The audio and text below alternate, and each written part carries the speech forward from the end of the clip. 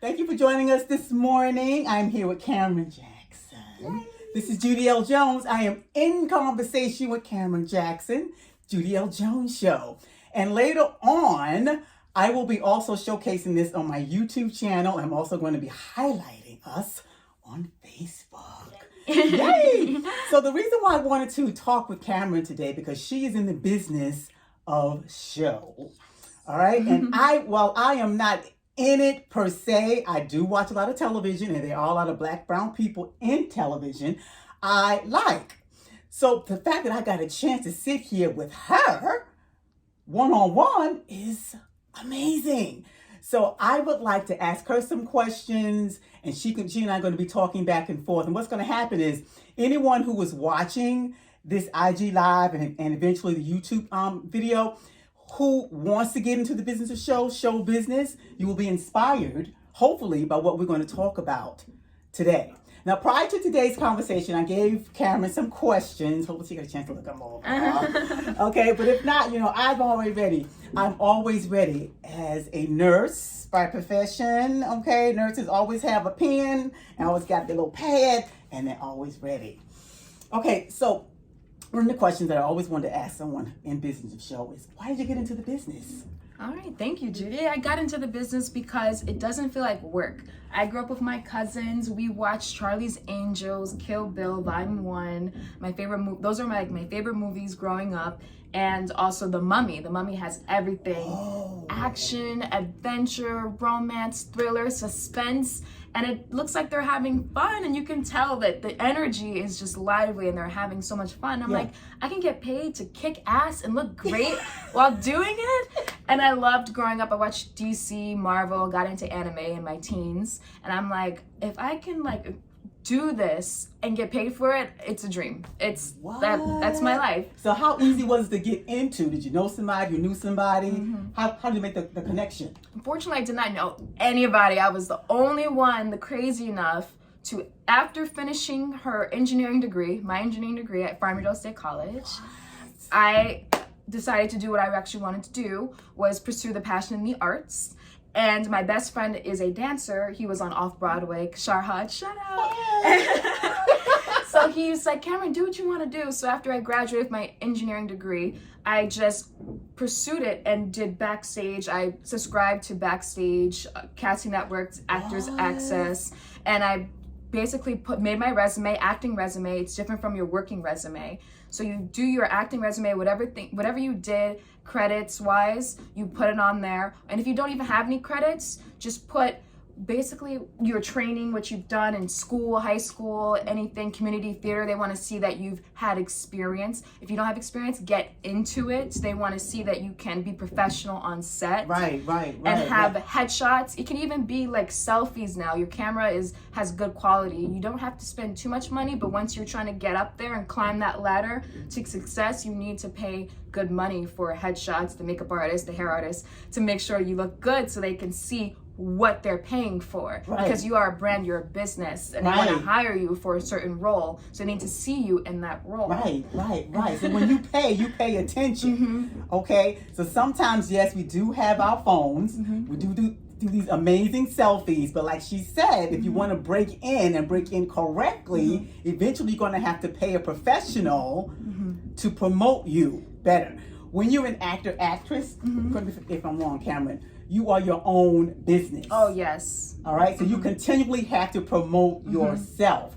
So once you did the resume, all right, how long was it after that? Did you start getting connections? So I'm gonna be honest, it was really slow. I applied for everything that I was qualified for. Like, I'm a Black girl, you wanna filter it out, apply for everything, because you never know who you're gonna meet, who you're gonna network with, because I met so many wonderful people on my journey so far.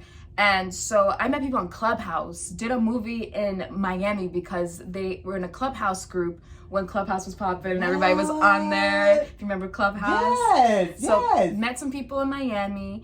And then within 3 months of applying vigorously on Backstage, I became the lead villain in The Fearless 3, which premiered in New Jersey twice. And it should be coming to streaming services to you soon. I'll let you guys know What? soon. So, and I met that producer, and that producer is making a community. He's making a networking community. We just had a networking event last Thursday. So I recommend everyone go to networking events because once again, you never know who you're gonna meet. And he's doing, it's called Royal Family Films. So a lot of people are going there and they're putting casting calls, and you just want to get yourself out there. So when you do that, one of the things that I've learned is that you need to stay ready. Oh, yes. So you don't have to get ready. All right. So when you are not in the action of promoting yourself, you should be doing something. Absolutely. To keep yourself ready. Right. So what did you do in that little bit of downtime in between getting a call from a producer, from a casting director, to just, hey, let me just see what I can do to get myself prepared? What was your process? Thank you, Judy. So I recommend everyone always work on yourself, work on your skills. Like I play music, so keep the music up a notch because they may need someone, like a commercial may need you. Person who plays this, person who speaks this, practice your languages. They love bilingual, trilingual. They love the languages. They're looking for it.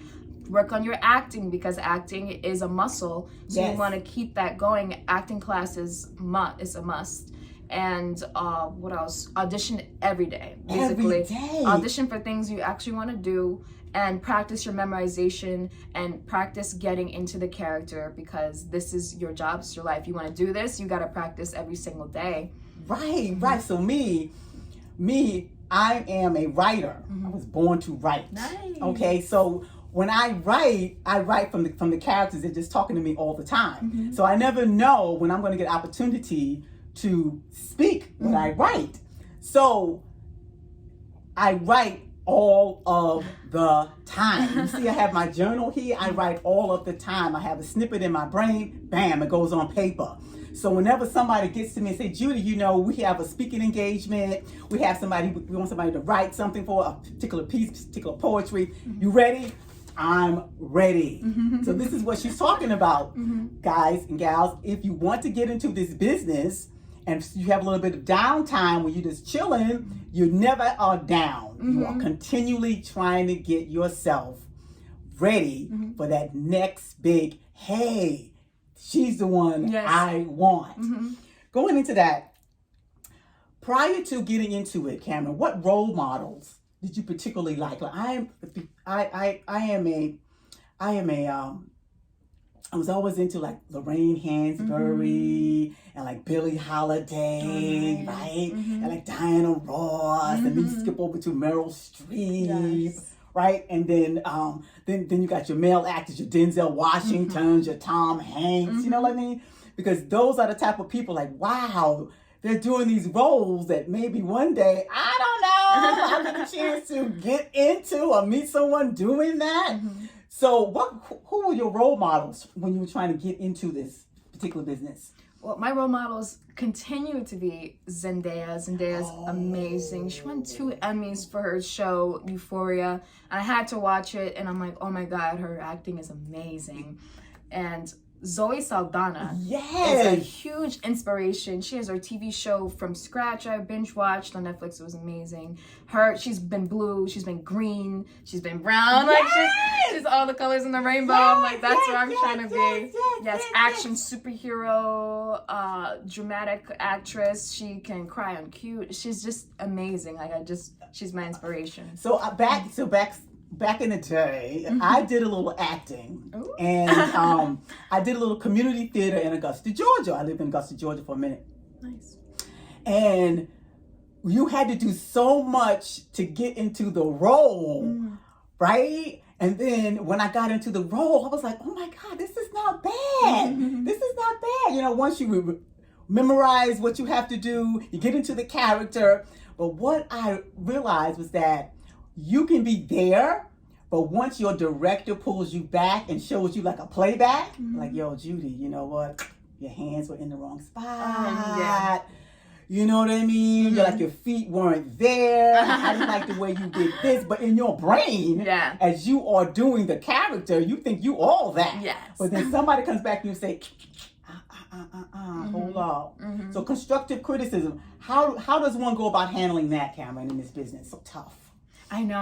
It's so tough. I don't even like to watch myself on screen. I'm like, oh my God, what is she doing up there? Everything's cringy. But I post things on, you just gotta post it. And I gotta post more of my acting. Just if people roast me, it is what it is. It needs to happen so you can work on those things. And if it's constructive, you just fix those things. Because it's not, you're not always perfect. And if you can take advice, then I think you're a strong person. Yes. Yeah, you should be willing to take advice and constructive criticism. Don't let anything go to your head. Don't think your ego should not be up here. You gotta be humble. Always be humble. And always make changes. Especially when the director doesn't like it, you gotta change it, or you gotta do the same thing a million times. Before it's same take. If you're doing TV, movies, theater, you can do it in many different ways, but the writing needs to be the same as the playwright. The playwright's writing. So did you know that the playwright for plays, you have to say word for word because that's what they wrote. In theater and movies, TVs, you can ad lib, you can improv it, but playwrights want to see their writing on stage. So there's no. So when you go from, I know when I was in Augusta, Georgia, I used to do like a plays, okay, on stage with people looking at you, okay? So when you're there, you forget that you're there. Like I had to really get out of my head, right? And then you're like, okay, you rehearse so much that your body just remembers the words. You know what I'm saying? You rehearse so much. But prior to getting into that, I had to tell myself, listen, you're going to come across people who are not going to like this, who are not going to like that. You're too this, you're too that. You just have to go into it knowing that this is what you want.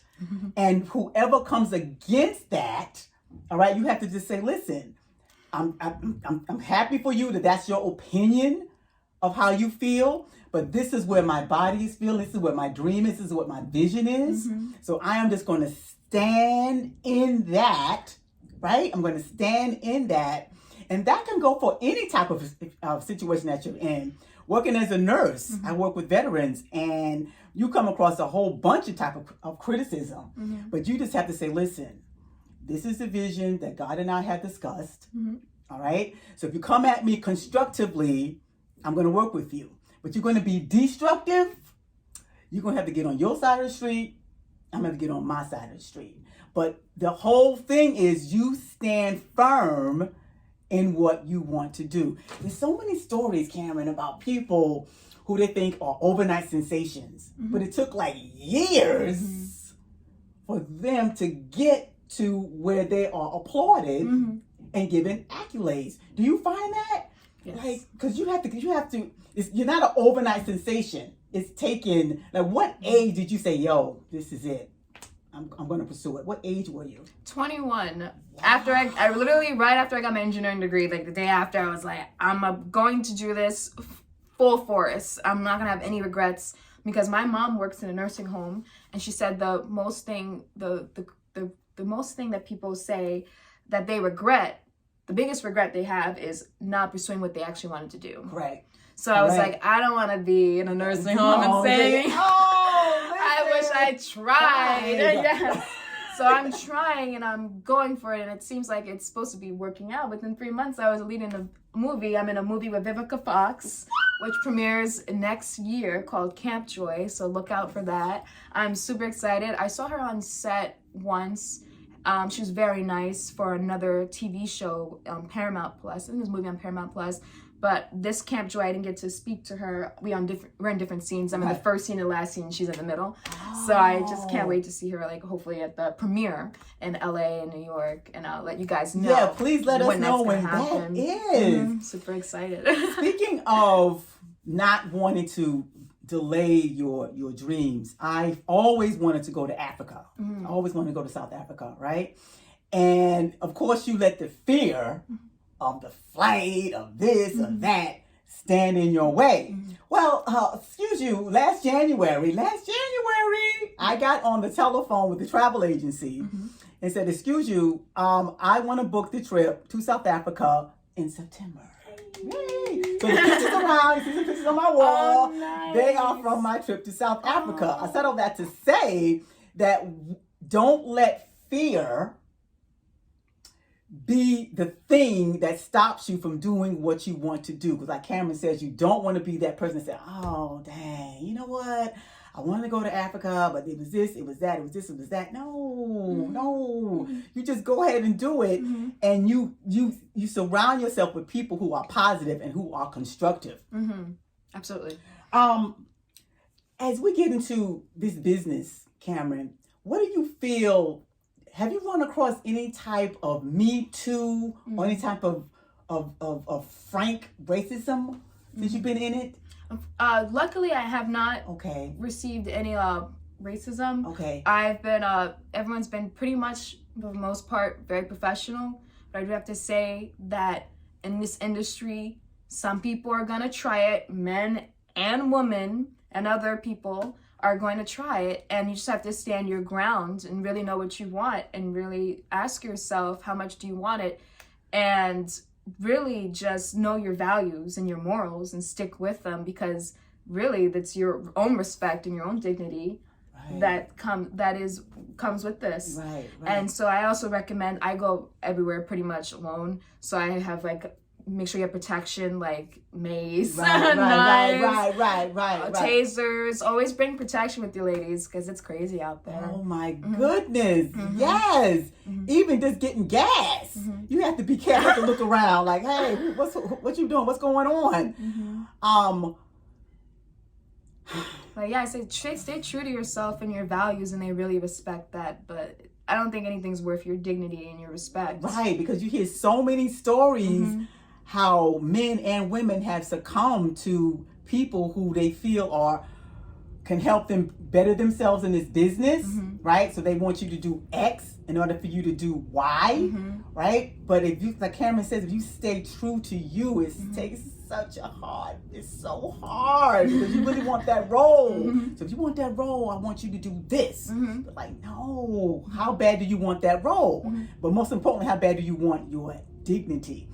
I find that, and there's other opportunities. Yeah. There's once a door closes, there's another one. That's how you have to look at it. Once a door closes, there's always another door that's going to open for you. What is for you will be for you. Exactly, it's for you.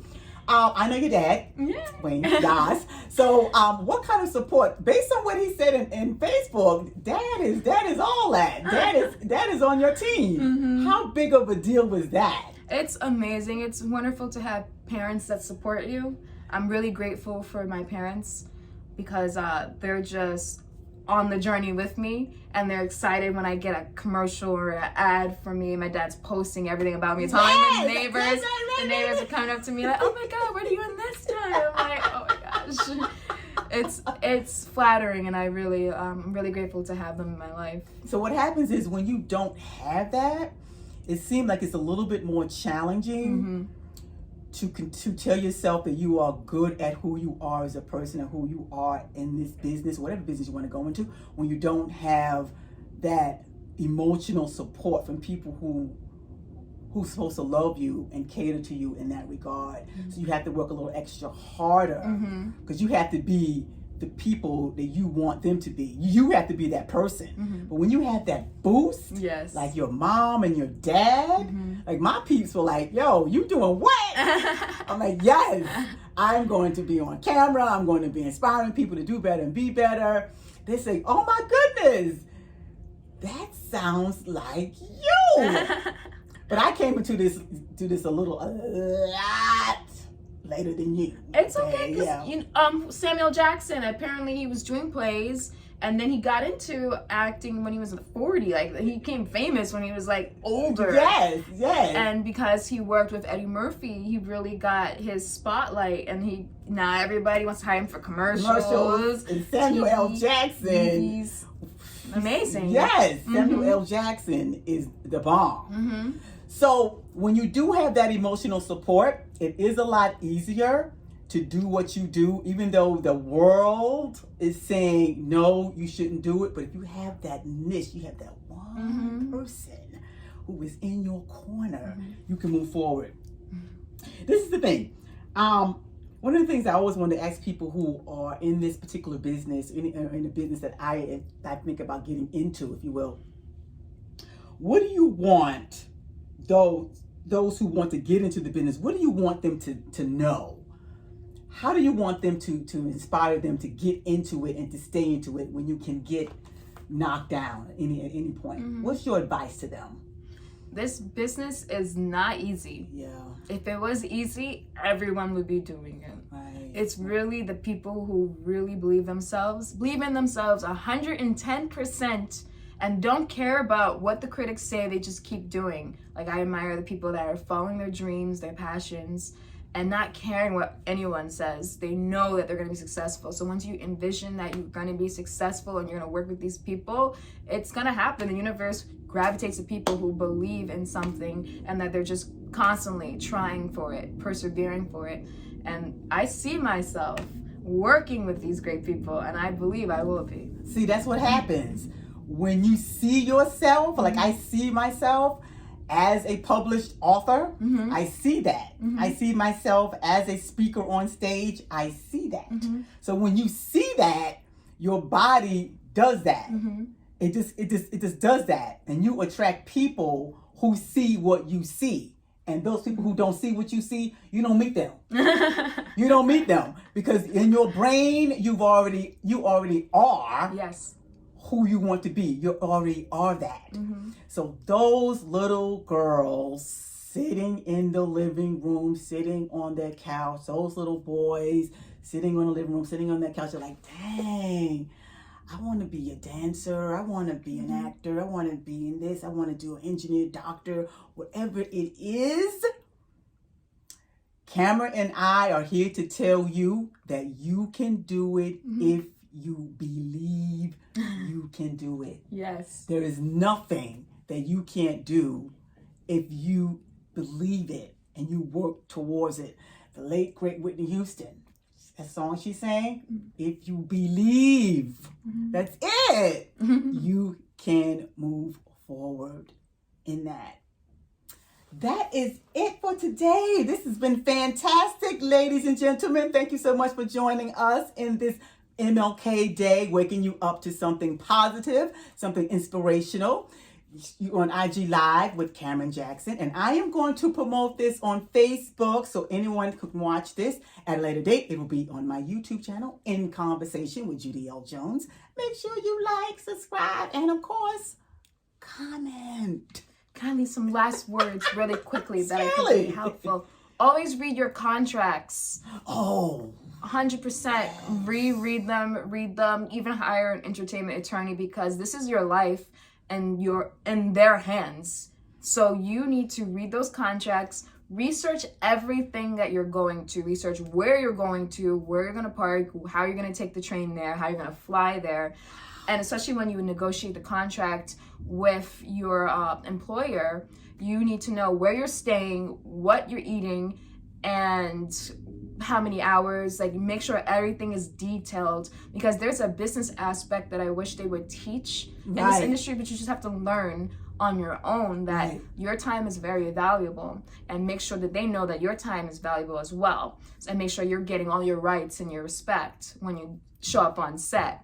See, the thing, this is the business of show. Like I heard Denzel Washington say that once. This is not show business. It is the business of show. And we've heard tons of stories about how some artists thinking they had that, and somebody in the back is doing this. Yes. And next thing you know, they ain't got no money. Yes. They're living on Skid Row. Yes. Like, how did that happen? You They were didn't read supposed the to be- contract. Exactly. They didn't read the contract. They didn't read the nit and the grit. Are entertainment attorneys hard to find? Are they right They there? shouldn't. Literally Google it, entertainment attorneys, and then look at their reviews. And yeah, basically that. What? Because that's it. You have to read, and read. Get a little microscope and go through every word. I got out of a contract because of that. It was a music contract. You told me about that. Music contract. It didn't work out because they can take, if we don't make the amount of money that they needed within the 2-year span, it was gonna be whatever they can choose what to. Oh, that can pay $1,000 back. like thousands and thousands of dollars I would have to pay back for something, and if you read in the detailed contract, it says they don't have to give me what I'm paying for. They can just give me a number. So you need to read that contract very carefully. Oh my goodness. So many stories, ladies and gentlemen, little boys, little girls, little brown and black girls and boys who want to get into this business. This is the business of show. All right? Not the show business, not just all smiles and makeup and pretty girls. And you're so excited to see that number, like, what, I can be a star, but that's how they get you. Watch out for that. There's so many scammers. Oh my goodness. So many. I've been scammed a couple times, but never. There's like a lot of things I want to continue to talk about, but it's just take time. Don't immediately go into something. Take time and research who they are, how much you're paying for it. Should you even pay for it? Because you shouldn't be paying for an agent or a manager. They get paid by commission. So you want to make sure of that and watch out for the scammers. What? So you shouldn't be paying for a manager or agent? What? No. See? They make money when you make money. When you make money. Yes. So if somebody walks up to you and says, give me $5,000, I'll make you XYZ QVC. Nope. Don't do it. Don't do it. Don't do it. That's why you have to be on your game. And while you're on your game, you have to keep believing in yourself. Once again, ladies and gentlemen, thank you for joining us this morning. Thank you.